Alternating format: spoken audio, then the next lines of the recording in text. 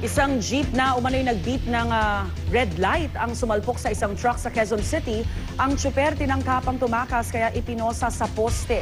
Laking gulat naman ang operator ng jeep na dumating sa pinangyarihan ng aksidente dahil ang tsuper hindi raw niya kilala.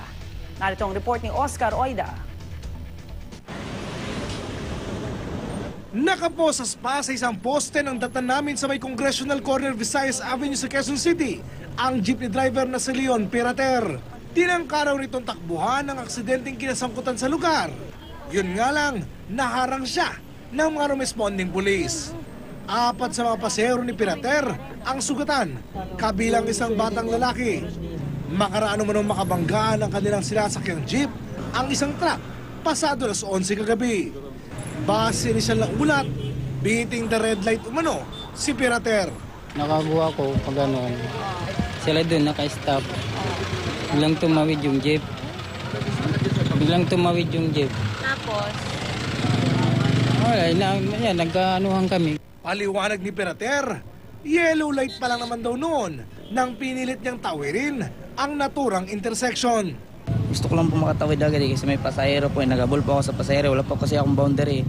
Iba naman ang kwento ng kanya mismong mga pasahero. Yung jeep naman, sinalubong niya, pinilit niya na makapasok kami. Tapos, yun na, nabangga kami. Tapos tumakbo yung driver. Ang masaklapan niyan, wala man lang may pakitang lisensya si Pirater. Ilang sandali pa, dumating sa lugar ang operator ng jeep na minamaneho ni Pirater.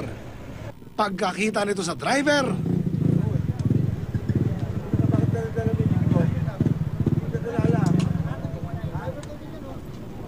paano naman daw di sasama ang kanyang loob?